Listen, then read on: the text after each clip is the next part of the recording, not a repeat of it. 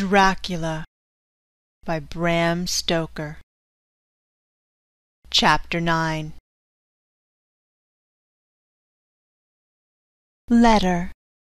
Mina Harker to Lucy Westenra. Budapest, 24 August. My dearest Lucy, I know you will be anxious to hear all that has happened since we parted at the railway station at Whitby. Well, my dear, I got to Hull all right and caught the boat to Hamburg, and then the train on here. I feel that I can hardly recall anything of the journey, except that I knew I was coming to Jonathan, and that as I should have to do some nursing, I had better get all the sleep I could. I found my dear one, oh so thin and pale and weak-looking.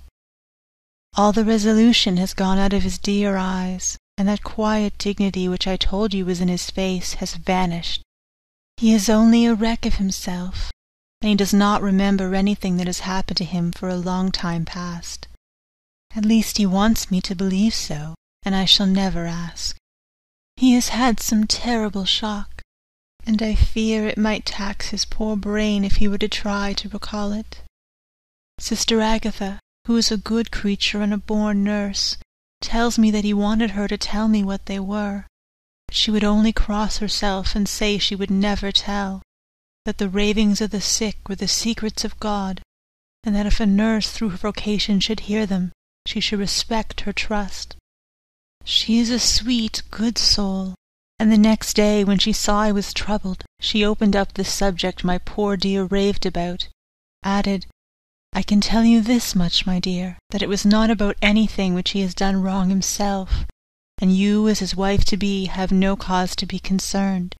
He has not forgotten you, or what he owes to you. His fear was of great and terrible things which no mortal can treat of. I do believe the dear soul thought I might be jealous lest my poor dear should have fallen in love with any other girl. The idea of my being jealous about Jonathan! And yet, my dear, let me whisper, I felt a thrill of joy through me when I knew that no other woman was cause for trouble. I am now sitting by his bedside, where I can see his face while he sleeps. He is waking. When he woke, he asked me for his coat, as he wanted to get me something from the pocket. I asked Sister Agatha, and she brought all his things. I saw amongst them was his notebook. I was going to ask him to let me look at it, for I knew that I might find some clue to his trouble. But I suppose he must have seen my wish in my eyes, for he sent me over to the window, saying he wanted to be quite alone for a moment. Then he called me back, and he said to me very solemnly, Wilhelmina. I knew then that he was in deadly earnest, for he has never called me by that name since he asked me to marry him. You know, dear, my ideas of the trust between husband and wife. There should be no secret, no concealment. I have had a great shock, and when I try to think of what it is, I feel my head spin round, and I do not know if it was real or the dreaming of the madman. You know I had brain fever, and that is to be mad. The secret is here, and I do not want to know it. I want to take up my life here, with our marriage. For, my dear, we had decided to be married as soon as the formalities are complete. Are you willing, Wilhelmina, to share my ignorance? Here is the book. Take it and keep it. Read it if you will, but never let me know unless, indeed, some solemn duty should come upon me to go back to the bitter hours, asleep or awake, sane or mad, recorded here. He fell back exhausted, and I put the book under his pillow and kissed him. I have asked Sister Agatha to beg the Superior to let our wedding be this afternoon, and am waiting her reply. She has come and told me that the chaplain of the English Mission Church has been sent for. We are to be married in an hour, or as soon after as Jonathan awakes. Lucy, the time is come and gone. I feel very solemn, but very, very happy. Jonathan woke a little after the hour, and all was ready, and he sat up in bed, propped up with pillows. He answered his I will, firmly and strong. I could hardly speak. My heart was so full that even those words seemed to choke me. The dear sisters were so kind. Please God, I shall never, never forget them, nor the grave and sweet responsibilities I have taken upon me. I must tell you of my wedding present, when the chaplain and the sisters had left me alone with my husband. Oh, Lucy, it is the first time I have written the words my husband. Left me alone with my husband. I took the book from under his pillow and wrapped it up in white paper, and tied it with a little bit of pale blue ribbon which was round my neck, and sealed it over the knot with sealing wax, and for my seal I used my wedding ring. Then I kissed it and showed it to my husband, and told him that I would keep it so, and then it would be an outward and visible sign for us all our lives that we trusted each other, that I would never open it unless it were for his own dear sake or for the sake of some stern duty. Then he took my hand in his, and oh, Lucy, it was the first time he took his wife's hand, and said that it was the dearest thing in all the wide world, and that he would go through all the past again to win it, if need be. The poor dear meant to have said a part of the past, but he cannot think of time yet, and I shall not wonder if at first he mixes up not only the month but the year. Well, my dear, what could I say?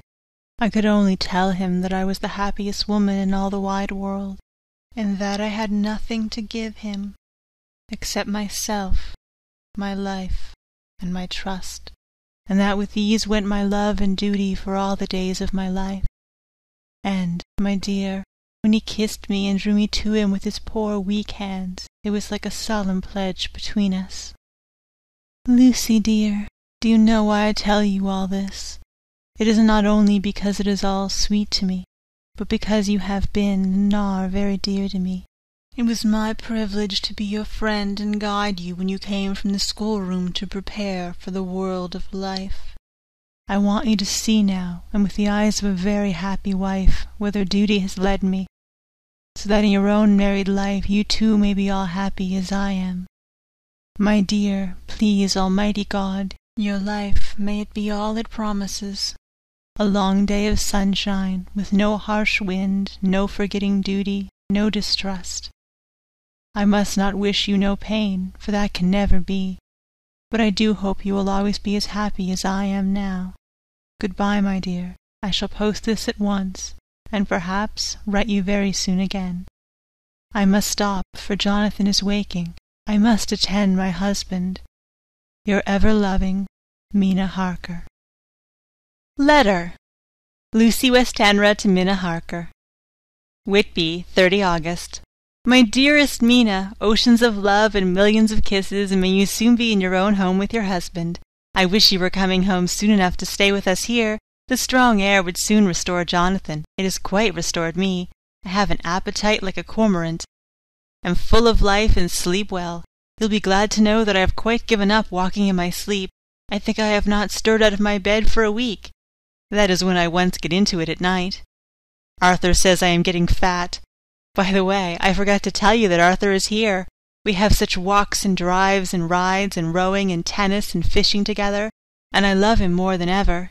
He tells me that he loves me more, but I doubt that, for at first he told me that he couldn't love me more than he did then. But this is nonsense.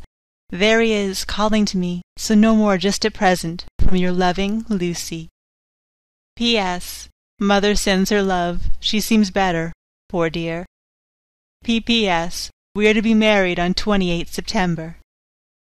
Dr. Seward's Diary, 20 August. The case of Renfield grows even more interesting. He is now so far quieted that there are spells of cessation from his passion. For the first week after his attack he was perpetually violent. Then one night, just as the moon rose, he grew quiet and kept murmuring to himself, "Now I can wait, now I can wait."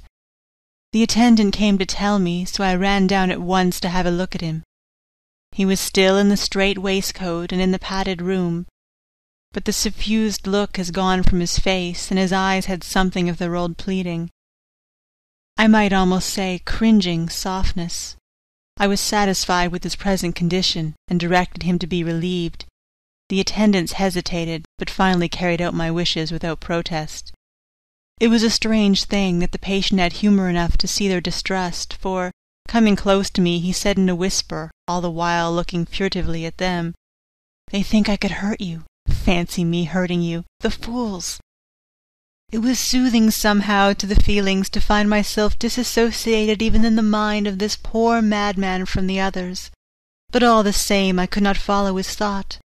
Am I to take it that I have anything in common with him, so that we are, as it were, to stand together?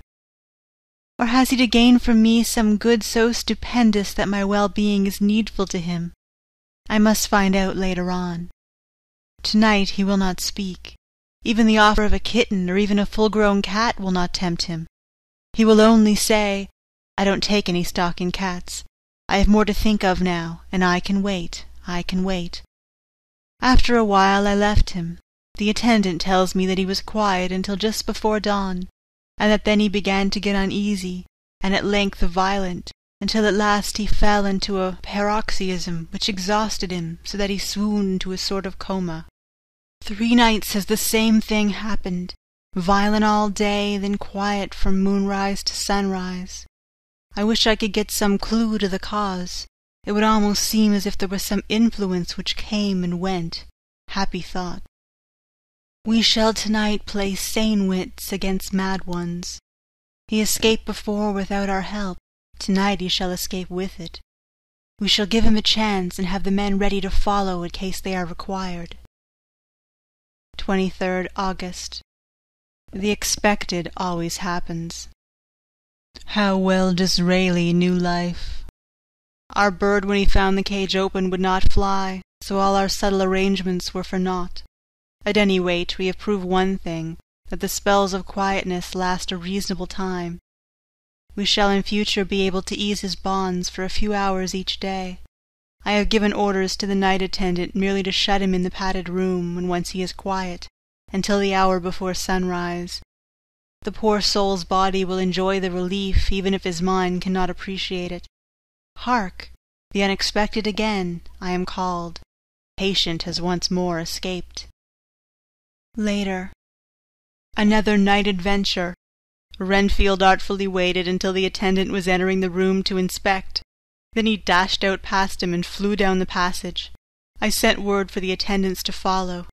Again he went into the grounds of the deserted house, and we found him in the same place, pressed against the old chapel door. When he saw me he became furious, and had not the attendant seized him in time he would have tried to kill me. As we were holding him, a strange thing happened. He suddenly redoubled his efforts, and then as suddenly grew calm. I looked round instinctively, but could see nothing. Then I caught the patient's eye and followed it, but could trace nothing as it looked into the moonlight sky, except a big bat, which was flapping its silent and ghostly way to the west. Bats usually wheel about, but this one seemed to go straight on, as if it knew where it was bound for, or had some intention of its own.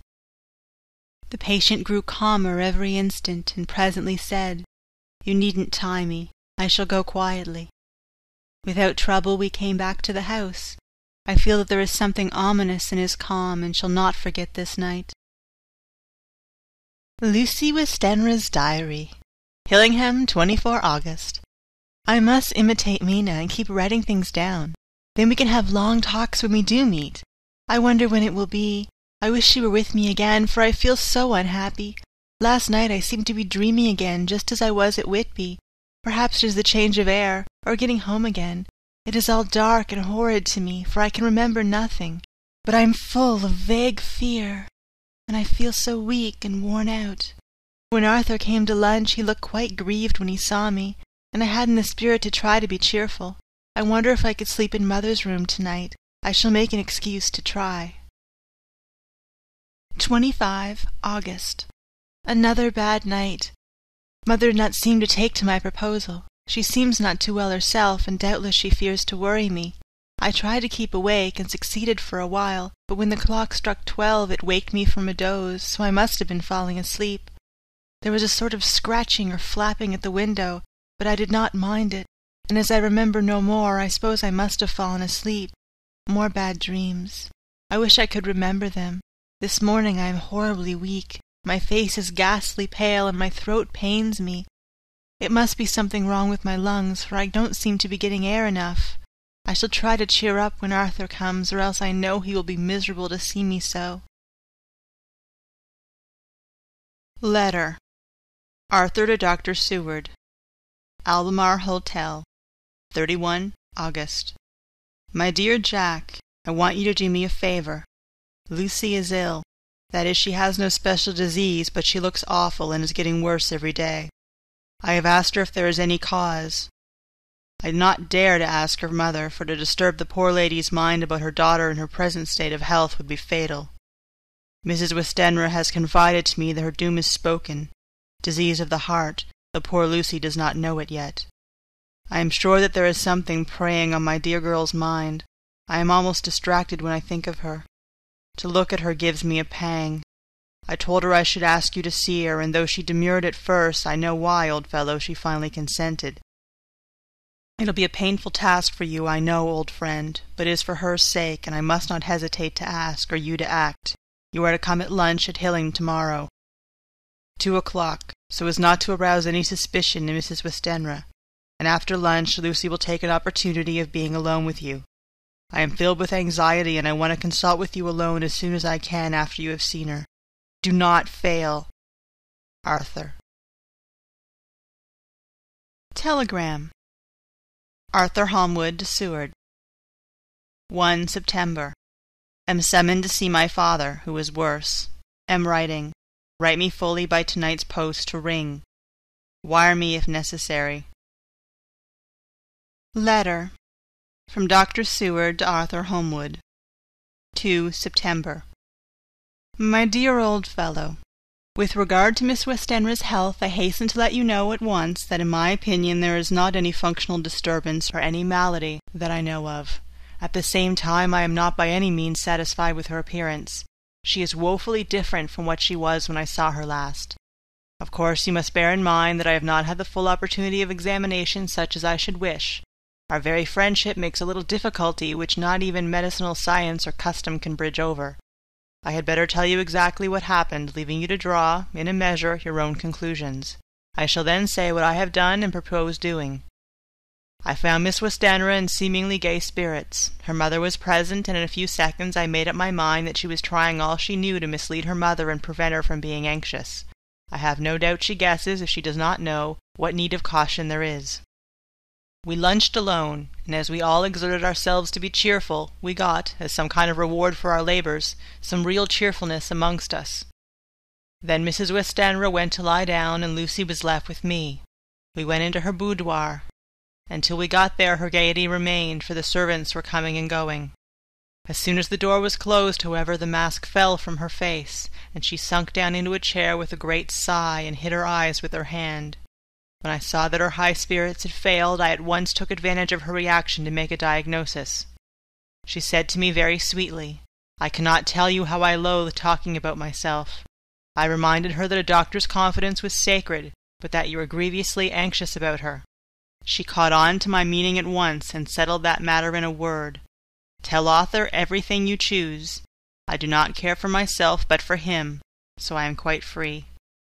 I could easily see that she was somewhat bloodless, but I could not see the usual anemic signs, and by the chance I was able to test the actual quality of her blood. For in an opening of the window, which was stiff, a cord gave way, and she cut her hand slightly with broken glass. It was a slight matter in itself, but it gave me an evident chance, and I secured a few drops of the blood and have analyzed them. The qualitative analysis gave a quite normal condition, and shows I should infer in itself a vigorous state of health. In other physical matters I was quite satisfied that there is no need for anxiety, but as there must be a cause somewhere, I have come to the conclusion that it must be something mental. She complains of difficulty breathing satisfactorily at times, and of heavy lethargic sleep, with dreams that frighten her, but regarding which she can remember nothing. She says that as a child she used to walk in her sleep, and that when in Whitby the habit came back, and that once she walked out in the night and went out to Eastcliff, where Miss Murray found her, but she assures me that of late that habit has not returned. I am in doubt, and so have done the best thing I know of. I have written to my old friend and master, Professor Van Helsing, of Amsterdam, who knows as much about obscure diseases as any one in the world. I have asked him to come over, and as you told me that all things were to be at your charge, I have mentioned to him who you are and your relation to Miss Westenra. This, my dear fellow, is in obedience to your wishes, for I am only too proud and happy to do anything I can for her. Van Helsing would, I know, do anything for me for a personal reason, so no matter on what ground he comes, we must accept his wishes.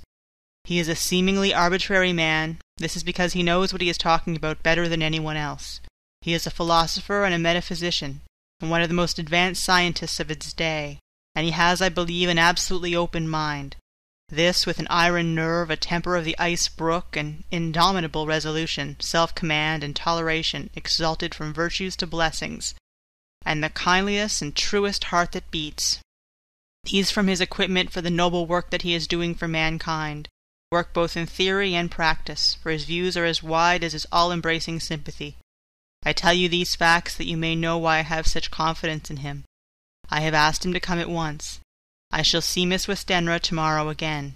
She is to meet me at the stores, so that I may not alarm her mother by too early a repetition of my call. Yours, always, John Seward. Letter. Abraham Van Helsing, M.D., D.Ph., D.Lit., etc., etc., to Dr. Seward. 2 September. My good friend, when I received your letter I am already coming to you. By good fortune I can leave just as once, without wrong to any of those who have trusted me. Were fortune other, then it were bad for those who have trusted, for I come to my friend when he call me to aid those he holds dear. Tell your friend that when time you sucked from my wound so swiftly the poison of the gangrene from that knife that our other friend, too nervous, let slip, you did more for him when he wants my aids, and you call for them, than all his great fortune could do. But it is pleasure added to do for him, your friend, it is you that I come. Have near at hand, and please it so arrange that we see the young lady not too late on tomorrow, for it is likely that I may have to return here that night. But if need be I shall come again in 3 days, and stay longer if it must. Till then, good-bye, my friend John. Van Helsing. Letter. Dr. Stewart to Honourable Arthur Holmwood. 3rd September. My dear Art, Van Helsing is come and gone. He came on with me to Hillingham, and found that by Lucy's discretion her mother was lunching out, so that we were alone with her. Van Helsing made a very careful examination of the patient. He is to report to me, and I shall advise you, for of course I was not present all the time. He is, I fear, much concerned, but says he must think. When I told him of our friendship and how you trust me in the matter, he said, "You must tell him all you think. Tell him what I think, if you can guess it, if you will. Nay, I am not jesting. There is no jest but life and death, perhaps more." I asked what he meant by that, for he was very serious. This was when we had come back to town, and he was having a cup of tea before starting on his return to Amsterdam. He would not give me any further clue.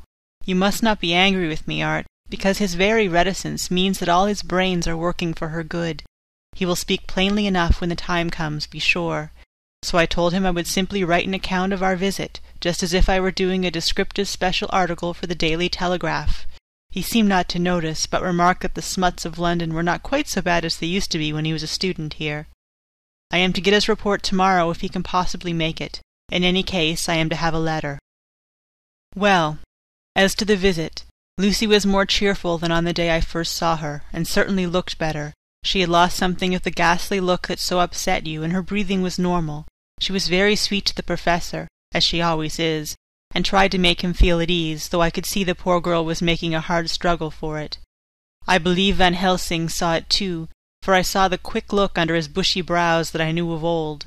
Then he began to chat of all things except ourselves and diseases, and with such an infinite geniality that I could see poor Lucy's pretence of animation merge into reality. Then, without any seeming change, he brought the conversation gently round to his visit, and suavely said, "My dear young miss, I have the so great pleasure because you are so much beloved. That is much, my dear. Even there that which I did not see. They told me you were down in the spirit, and that you were of a ghastly pale. To them I say, poof!" And he snapped his fingers at me and went on. "But you and I shall show them how wrong they are. How can he," and he pointed at me with the same look and gesture as that which he pointed me out in his class, on and rather after a particular occasion which he never fails to remind me of, know anything of a young lady's.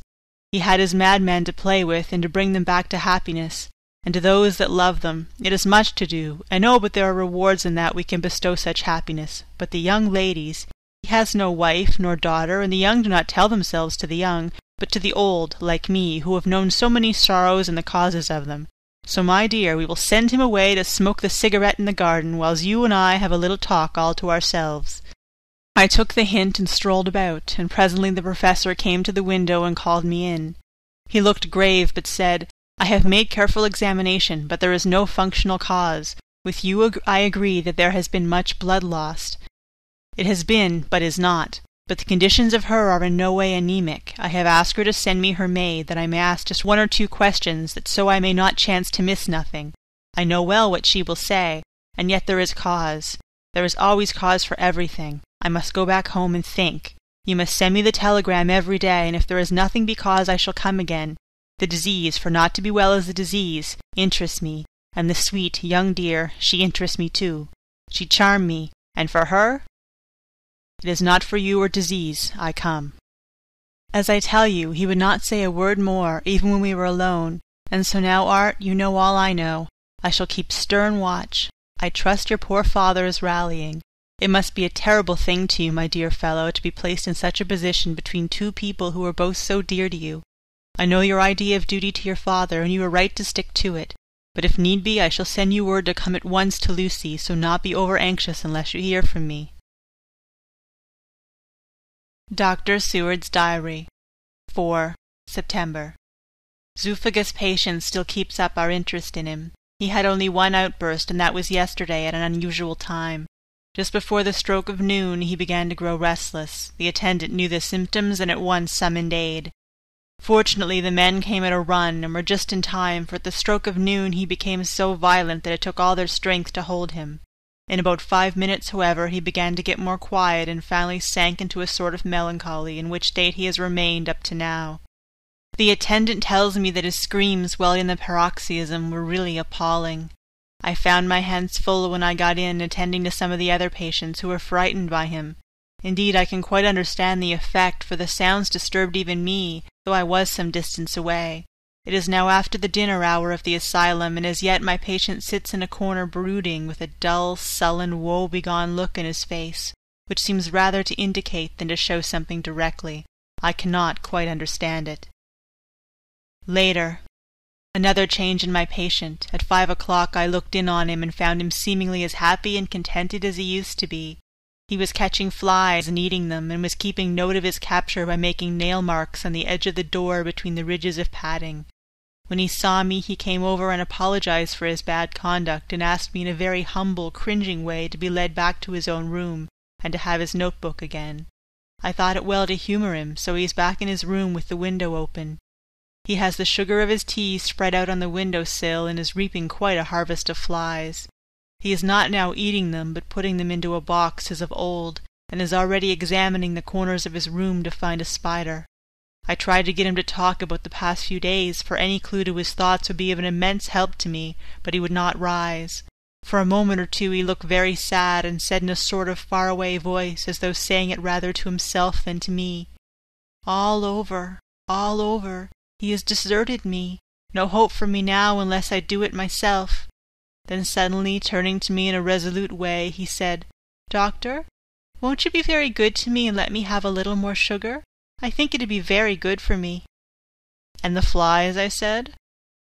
"Yes, the flies like it too, and I like the flies, therefore I like it." And there are people who know so little as to think that madmen do not argue. I procured him a double supply, and left him as happy as a man, I suppose, any in the world. I wish I could fathom his mind. Midnight. Another change in him. I have been to see Miss Westenra, whom I found much better, and has just returned, and was standing at our own gate looking at the sunset, when once more I heard him yelling. As his room is on the other side of the house, I could bear it better in the morning. It was a shock to me to turn from the wonderful smoky beauty of a sunset over London, with its lurid lights and inky shadows and all the marvellous tints that come on foul clouds even as on foul water, and to realize all the grim sternness of my own cold stone building, with its wealth of breathing misery, and my own desolate heart to endure it all. I reached him just as the sun was going down, and from his window saw the red disk sink. As it sank, he became less and less frenzied, and just as it dipped, he slid from the hands that held him, an inert mass on the floor. It is wonderful, however, with intellectual recuperative power lunatics have, for within a few minutes he stood up quite calmly and looked around him. I signalled to the attendants not to hold him, for I was anxious to see what he would do. He went straight over to the window and brushed out the crumbs of sugar. Then he took his fly-box and emptied it outside and threw away the box. Then he shut the window and, crossing over, sat down on his bed.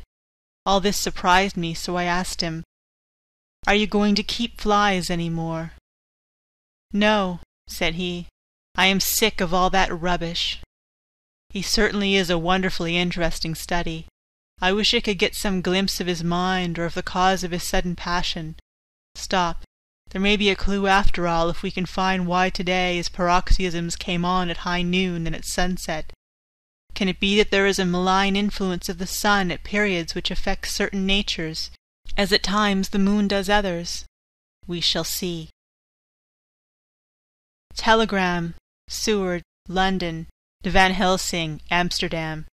4 September. Patient still better today.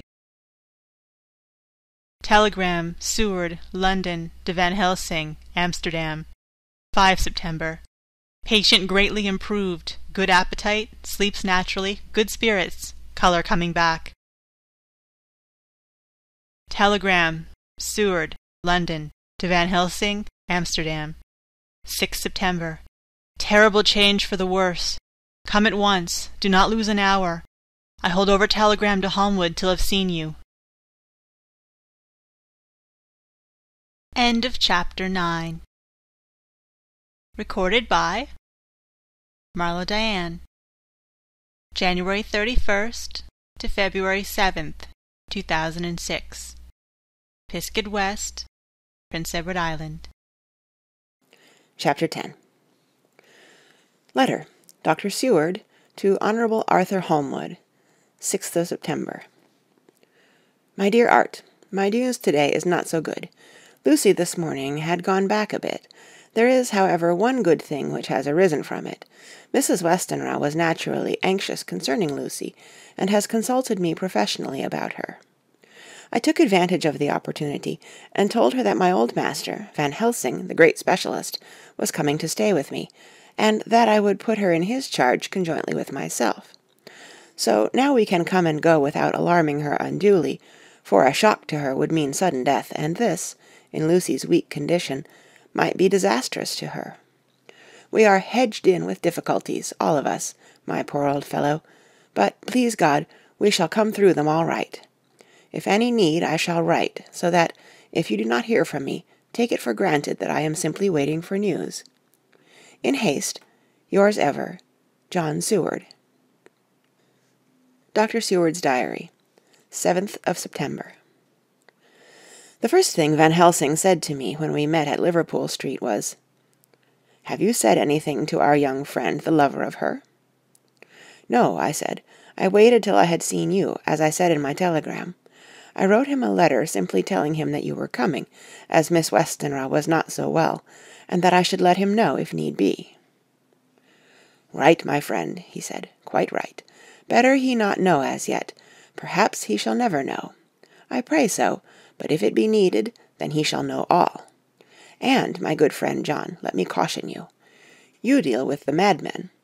All men are mad in some way or the other, and inasmuch as you deal discreetly with your madmen, so deal with God's madmen too, the rest of the world. You tell not your madmen what you do, nor why you do it. You tell them not what you think. So you shall keep knowledge in its place, where it may rest, where it may gather its kind around it, and breed. You and I shall keep as yet what we know here, and here." He touched me on the heart and on the forehead, and then touched himself the same way. "I have for myself thoughts at the present. Later I shall unfold to you." "Why not now?" I asked. "It may do some good. We may arrive at some decision." He stopped and looked at me and said, "My friend John, When the corn is grown, even before it has ripened, while the milk of its mother earth is in him, and the sunshine has not yet begun to paint him with his gold, the husbandman he pull the ear, and rub him between his rough hands, and blow away the green chaff, and say to you, Look, he's good corn, he will make a good crop when the time comes. I did not see the application, and told him so. For reply he reached over and took my ear in his hand, and pulled it playfully, as he used long ago to do at lectures, and said, The good husbandman tell you so then because he knows, but not till then.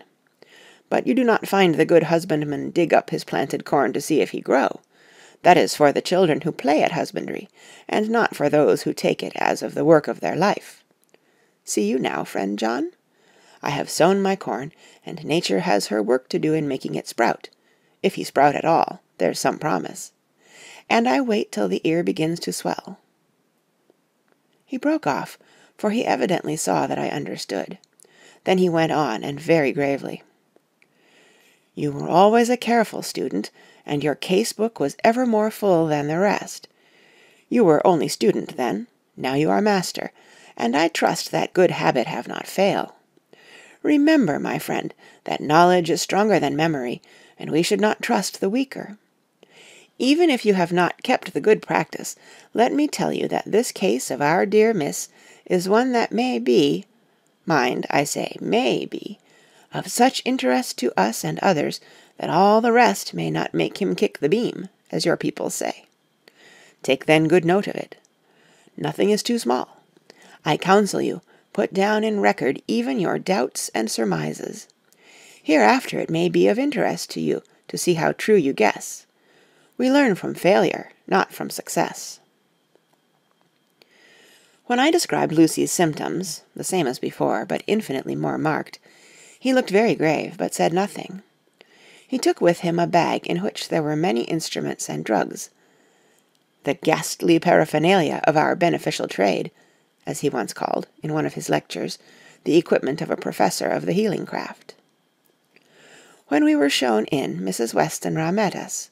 She was alarmed, but not nearly so much as I expected to find her. Nature, in one of her beneficent moods, has ordained that even death has some antidote to its own terrors. Here, in a case where any shock may prove fatal, matters are so ordered that, from some cause or other, the things not personal, even the terrible change in her daughter to whom she is so attached, do not seem to reach her. It is something like the way Dame Nature gathers round a foreign body an envelope of some insensitive tissue, which can protect from evil that which it would otherwise harm by contact. If this be an ordered selfishness, then we should pause before we condemn anyone for the vice of egoism, for there may be deeper root for its causes than we have knowledge of. I used my knowledge of this phase of spiritual pathology, and laid down a rule that she should not be present with Lucy, or think of her illness more than was absolutely required. She assented readily, so readily that I saw again the hand of nature fighting for life. Van Helsing and I were shown up to Lucy's room. If I was shocked when I saw her yesterday, I was horrified when I saw her today. She was ghastly, chalkily pale. The red seemed to have gone even from her lips and gums, and the bones of her face stood out prominently. Her breathing was painful to see or hear. Van Helsing's face grew set as marble, and his eyebrows converged till they almost touched over his nose. Lucy lay motionless, and did not seem to have strength to speak, so for a while we were all silent. Then Van Helsing beckoned to me, and we went gently out of the room. The instant we had closed the door, he stepped quickly along the passage to the next door, which was open. Then he pulled me quickly in with him and closed the door. "My God," he said, "this is dreadful. There is no time to be lost. She will die for sheer want of blood to keep the heart's action as it should be. There must be transfusion of blood at once. Is it you or me?" "I am younger and stronger, Professor. It must be me." "Then get ready at once. I will bring up my bag. I am prepared." I went downstairs with him, and as we were going there was a knock at the hall door. When we reached the hall, the maid had just opened the door, and Arthur was stepping quickly in. He rushed up to me, saying in an eager whisper, "Jack, I was so anxious. I read between the lines of your letter, and have been in an agony. The dad was better, so I ran down here to see for myself. Is not that gentleman Dr. Van Helsing? I am so thankful to you, sir, for coming." When first the professor's eye had lit upon him, he had been angry at his interruption at such a time. But now, as he took in his stalwart proportions, and recognized the strong young manhood which seemed to emanate from him, his eyes gleamed. Without a pause, he said to him gravely as he held out his hand, "Sir, you have come in time. You are the lover of our dear Miss. She is bad, very, very bad. Nay, my child, do not go like that." For he suddenly grew pale and sat down in a chair, almost fainting. "You are to help her.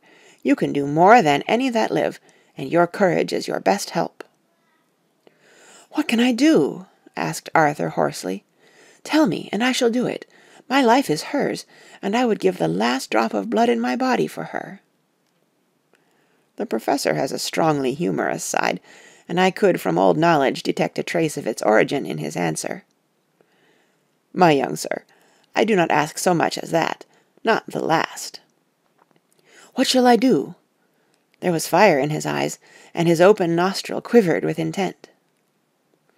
Van Helsing slapped him on the shoulder. "Come," he said, "you are a man, and it is a man we want. You are better than me, better than my friend John." Arthur looked bewildered, and the professor went on by explaining in a kindly way. "Young Miss is bad, very bad. She wants blood, and blood she must have or die. My friend John and I have consulted, and we are about to perform what we call transfusion of blood, to transfer from full veins of one to the empty veins which pine for him. John was to give his blood, as he is the more young and strong than me."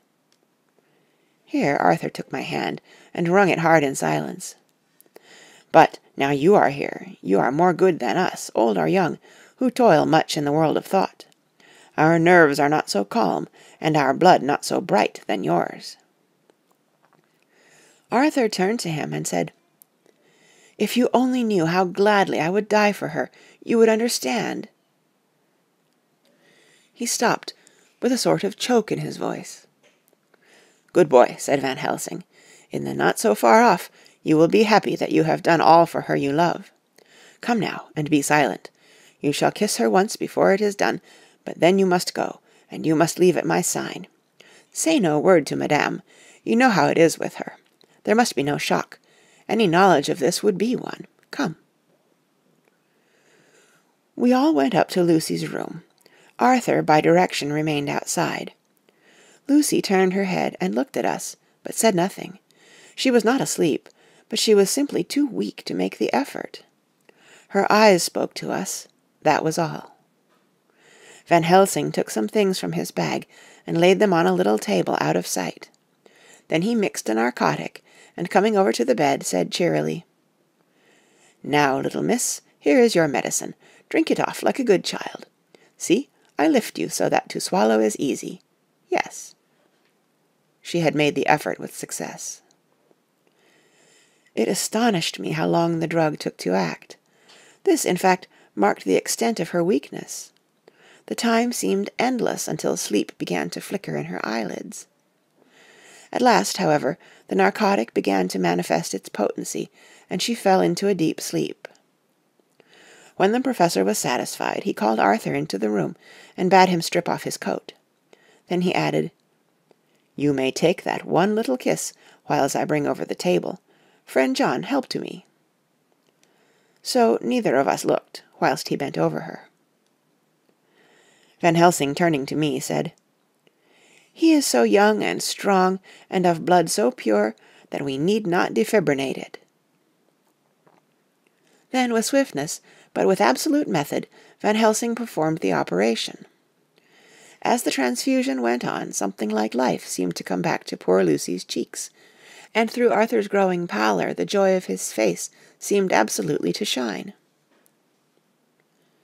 After a bit I began to grow anxious, for the loss of blood was telling on Arthur, strong man as he was. It gave me an idea of what a terrible strain Lucy's system must have undergone, that what weakened Arthur only partially restored her. But the professor's face was set, and he stood, watch in hand, and with his eyes fixed now on the patient, and now on Arthur. I could hear my own heart beat. Presently he said in a soft voice, "Do not stir an instant. It is enough. You attend him, I will look to her." When all was over, I could see how much Arthur was weakened. I dressed the wound, and took his arm to bring him away, when Van Helsing spoke without turning round. The man seems to have eyes in the back of his head. "The brave lover, I think, deserve another kiss, which he shall have presently." And as he had now finished his operation, he adjusted the pillow to the patient's head. As he did so, the narrow black velvet band, which she seems always to wear round her throat, buckled with an old diamond buckle which her lover had given her, was dragged a little up, and showed a red mark on her throat. Arthur did not notice it, but I could hear the deep hiss of indrawn breath, which is one of Van Helsing's ways of betraying emotion. He said nothing at the moment, but turned to me, saying, "Now take down our brave young lover, give him of the port wine, and let him lie down a while. He must then go home and rest, sleep much and eat much, that he may be recruited of what he has so given to his love. He must not stay here. Hold, a moment. I may take it, sir, that you are anxious of result. Then bring it with you that in all ways the operation is successful. You have saved her life this time, and you can go home and rest easy in mind that all that can be is. I shall tell her all when she is well. She shall love you none the less for what you have done. Good-bye." When Arthur had gone, I went back to the room. Lucy was sleeping gently, but her breathing was stronger. I could see the counterpane move as her breast heaved. By the bedside sat Van Helsing, looking at her intently. The velvet band again covered the red mark. I asked the professor in a whisper, "What do you make of that mark on her throat?" "What do you make of it?" "I have not examined it yet," I answered, and then and there proceeded to loose the band. Just over the external jugular vein there were 2 punctures, not large, but not wholesome looking. There was no sign of disease, but the edges were white and worn-looking, as if by some trituration. It at once occurred to me that this wound, or whatever it was, might be the means of that manifest loss of blood, but I abandoned the idea as soon as formed, for such a thing could not be. The whole bed would have been drenched to a scarlet with the blood which the girl must have lost to leave such a pallor as she had before the transfusion. "Well?" said Van Helsing. "Well," said I can make nothing of it." The professor stood up. "I must go back to Amsterdam tonight," he said. "There are books and things there which I want. You must remain here all the night, and you must not let your sight pass from her." "Shall I have a nurse?" I asked. "We are the best nurses, you and I. You keep watch all night, see that she is well fed, and that nothing disturbs her. You must not sleep all the night. Later on we can sleep, you and I. I shall be back as soon as possible, and then we may begin." "May begin?" I said. "What on earth do you mean?" "We shall see," he answered, as he hurried out. He came back a moment later, and put his head inside the door, and said with warning finger held up, "Remember, she is your charge. If you leave her and harm befall, you shall not sleep easy hereafter." Dr. Seward's diary continued. 8th of September. I sat up all night with Lucy. The opiate worked itself off towards dusk, and she waked naturally. She looked a different being from what she had been before the operation. Her spirits even were good, and she was full of a happy vivacity, but I could see evidences of the absolute prostration which she had undergone. When I told Mrs. Westenra that Dr. Van Helsing had directed that I should sit up with her, she almost pooh-poohed the idea, pointing out her daughter's renewed strength and excellent spirits. I was firm, however, and made preparations for my long vigil. When her maid had prepared her for the night, I came in, having in the meantime had supper, and took a seat by the bedside. She did not in any way make objection, but looked at me gratefully whenever I caught her eye. After a long spell she seemed sinking off to sleep, but with an effort seemed to pull herself together, and shook it off. This was repeated several times, with greater effort and with shorter pauses as the time moved on. It was apparent that she did not want to sleep, so I tackled the subject at once. "You do not want to go to sleep?" "No, I am afraid." "Afraid to go to sleep? Why so? It is the boon we all crave for." "Ah, not if you were like me, if sleep was to you a presage of horror." "A presage of horror? What on earth do you mean?" "I don't know. Oh, I don't know. And that is what is so terrible. All this weakness comes to me in sleep, until I dread the very thought." "But, my dear girl, you may sleep tonight. I am here watching you, and I can promise that nothing will happen." "Ah, I can trust you." I seized the opportunity and said, "I promise you that if I see any evidence of bad dreams, I will wake you at once." "You will? Oh, will you really? How good you are to me. Then I will sleep." And almost at the word she gave a deep sigh of relief, and sank back asleep. All night long I watched by her. She never stirred, but slept on and on, in a deep, tranquil, life-giving, health-giving sleep. Her lips were slightly parted, and her breast rose and fell with the regularity of a pendulum. There was a smile on her face, and it was evident that no bad dreams had come to disturb her peace of mind. In the early morning her maid came, and I left her in her care and took myself back home, for I was anxious about many things. I sent a short wire to Van Helsing and to Arthur, telling them of the excellent result of the operation.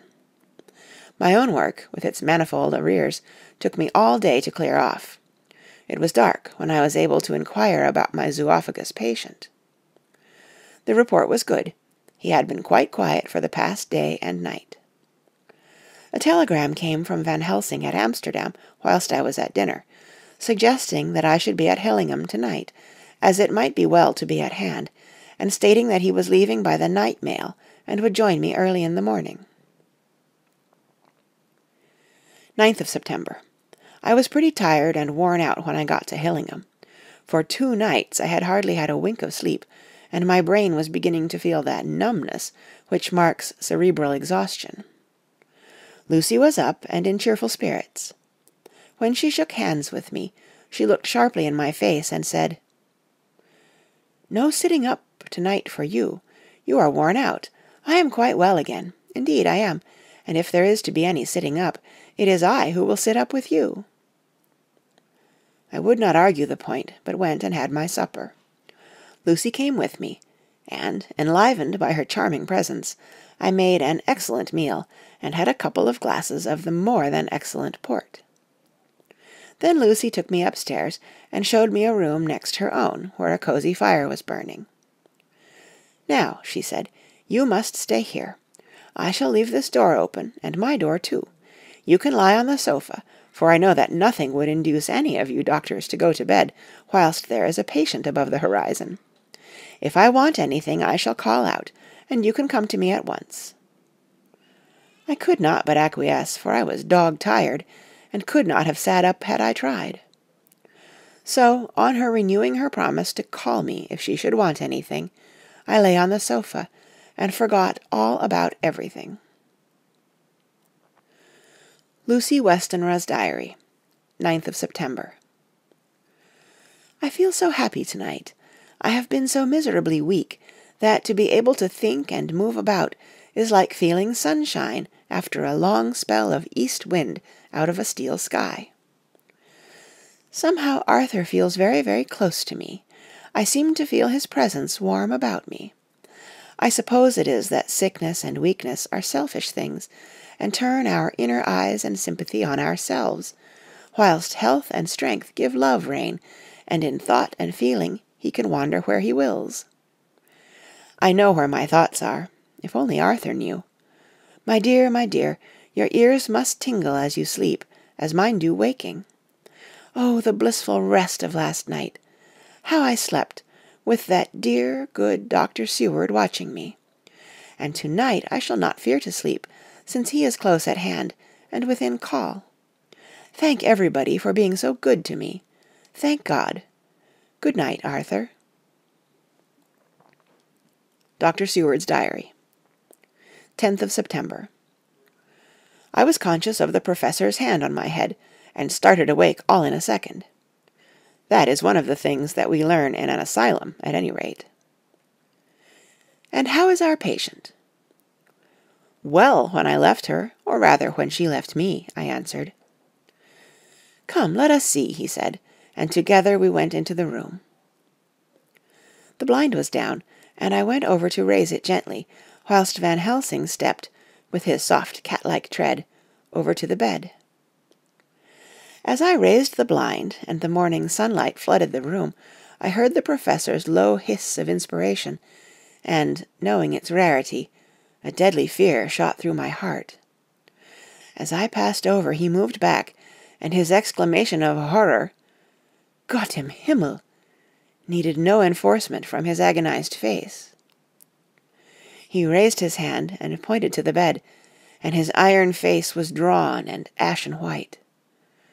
I felt my knees begin to tremble. There, on the bed, seemingly in a swoon, lay poor Lucy, more horribly white and wan-looking than ever. Even the lips were white, and the gums seemed to have shrunken back from the teeth, as we sometimes see in a corpse after a prolonged illness. Van Helsing raised his foot to stamp in anger, but the instinct of his life and all the long years of habit stood to him, and he put it down again softly. "Quick," he said, "bring the brandy." I flew to the dining-room, and returned with the decanter. He wetted the poor white lips with it, and together we rubbed palm and wrist and heart. He felt her heart, and after a few moments of agonizing suspense, said, "It is not too late. It beats, though but feebly. All our work is undone. We must begin again. There is no young Arthur here now. I have to call on you yourself this time, friend John." As he spoke, he was dipping into his bag, and producing the instruments for transfusion. I had taken off my coat and rolled up my shirt-sleeve. There was no possibility of an opiate just at present, and no need of one, and so, without a moment's delay, we began the operation.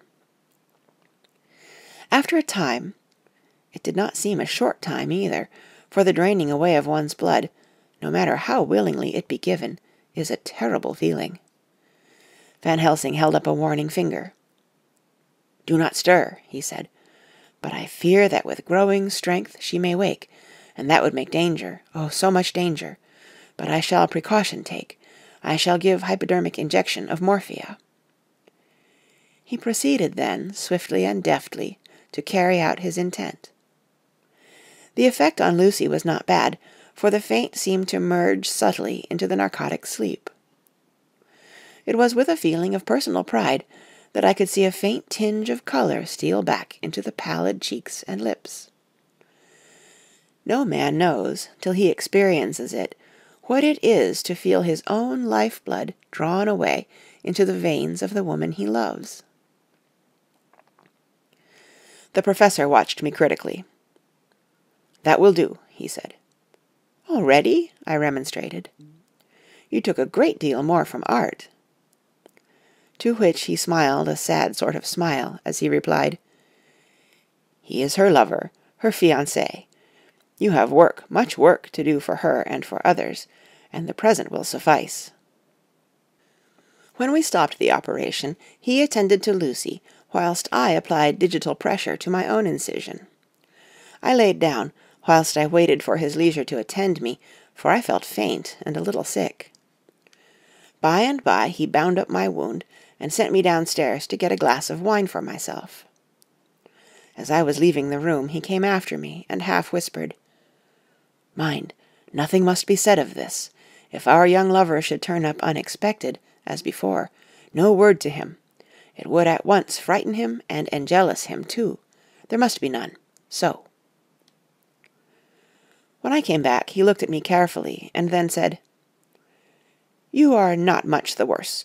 Go into the room and lie on your sofa and rest a while. Then have much breakfast, and come here to me." I followed out his orders, for I knew how right and wise they were. I had done my part, and now my next duty was to keep up my strength.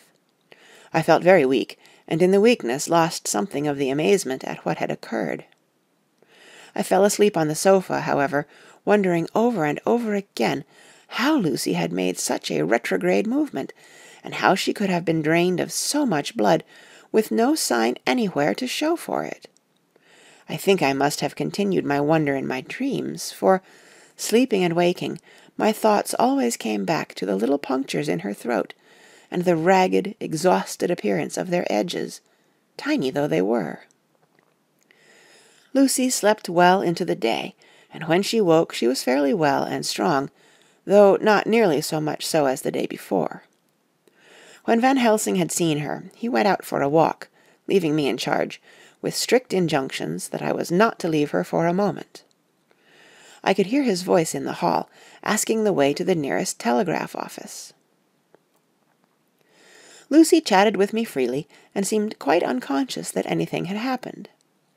I tried to keep her amused and interested. When her mother came up to see her, she did not seem to notice any change whatever, but said to me gratefully, "We owe you so much, Dr. Seward, for all you have done, but you really must now take care not to overwork yourself. You are looking pale yourself. You want a wife to nurse and look after you a bit, that you do." As she spoke, Lucy turned crimson, though it was only momentarily, for her poor wasted veins could not stand for long such an unwonted drain to the head. The reaction came in excessive pallor as she turned imploring eyes on me. I smiled and nodded and laid my finger on my lips. With a sigh, she sank back amid her pillows. Van Helsing returned in a couple of hours, and presently said to me, "Now, you go home and eat much and drink enough. Make yourself strong. I stay here tonight, and I shall sit up with little miss myself. You and I must watch the case, and we must have none other to know. I have grave reasons. No, do not ask them. Think what you will. Do not fear to think even the most not probable. Good night." In the hall, 2 of the maids came to me, and asked if they or either of them might not sit up with Miss Lucy. They implored me to let them, and when I said it was Dr. Van Helsing's wish that either he or I should sit up, they asked me quite piteously to intercede with the foreign gentleman. I was much touched by their kindness. Perhaps it is because I am weak at present, and perhaps because it was on Lucy's account that their devotion was manifested, for over and over again have I seen similar instances of woman's kindness. I got back here in time for a late dinner, went my rounds, all well, and set this down whilst waiting for sleep. It is coming. 11th of September.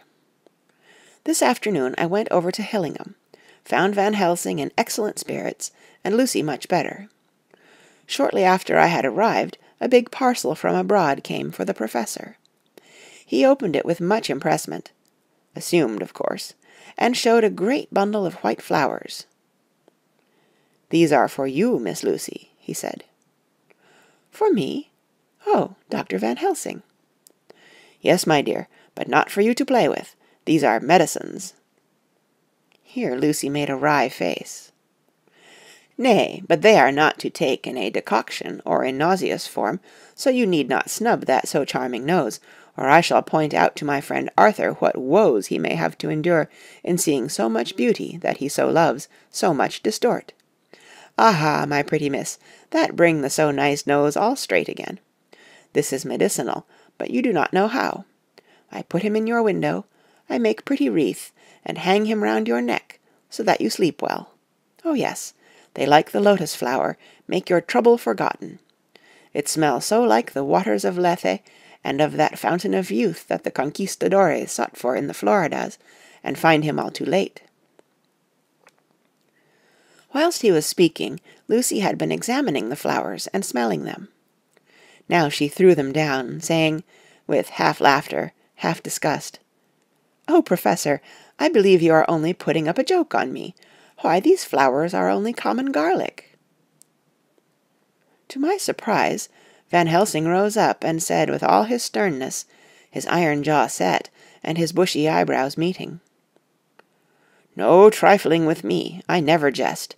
There is grim purpose in all I do, and I warn you that you do not thwart me. Take care, for the sake of others, if not for your own."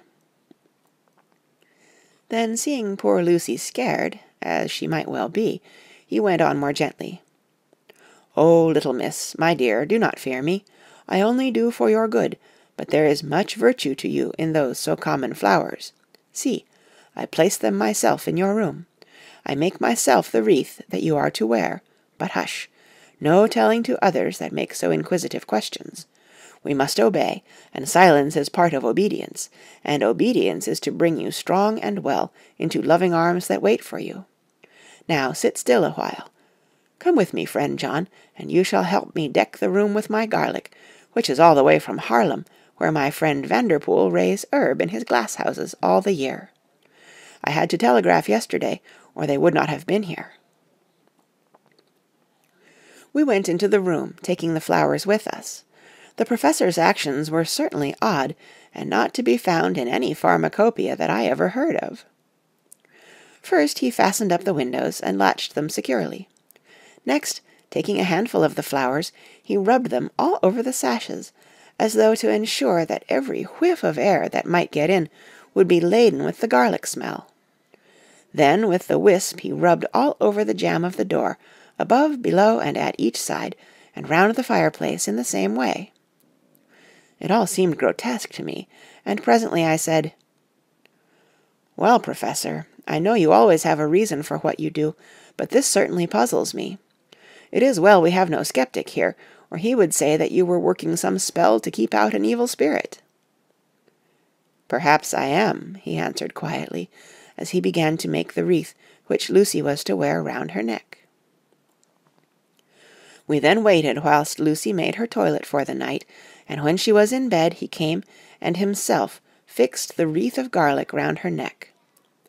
The last words he said to her were, "Take care you do not disturb it, and even if the room feel close, do not to-night open the window or the door."